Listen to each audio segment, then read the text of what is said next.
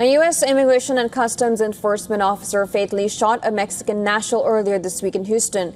Houston mayor is now calling for an independent investigation into the shooting of Lorenzo Salgado Araiza.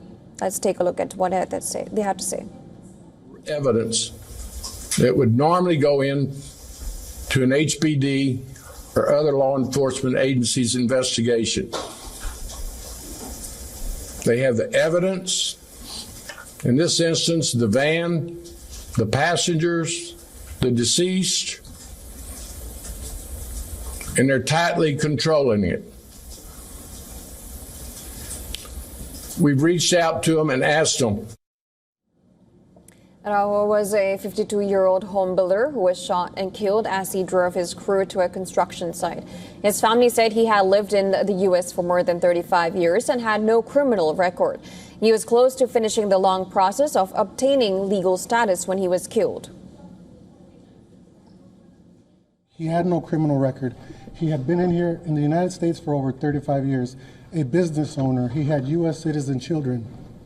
His only crime was that he fit the description of another man that they were looking for. The Department of Homeland Security, which oversees ICE, said an officer fired at Mexican national in self-defense. It has stated that the Mexican national rammed an unmarked ICE vehicle when it was chasing his white WION, and that an officer opened fire in self-defense. DHS is conducting an internal investigation into the killing 3 other men inside the van, including Araiza's brother, and are currently being held in ICE custody. They told their attorney that officers are lying about what happened and that Salgado Araiza did not ram an ICE vehicle, but that he was shot through the passenger side window.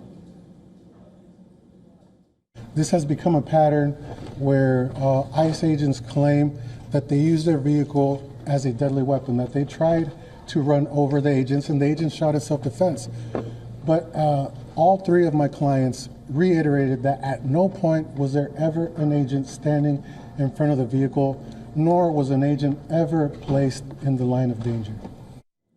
A Democratic U.S. Representative Sylvia Garcia said the acting director of ICE told her that officers believe someone in the van, but not Araiza, had a final order of removal, but did not disclose the person's name. The officers were not wearing body cameras, and neither ICE nor DHS has released photos, videos, or other evidence from the scene. Araiza's death sparked protests in Texas' largest city and prompted calls from Democrats and his family for an independent investigation. The shooting took place on Tuesday in a heavily Hispanic neighborhood. According to reports, it is at least the 8th death linked to the Trump administration's immigration enforcement campaign.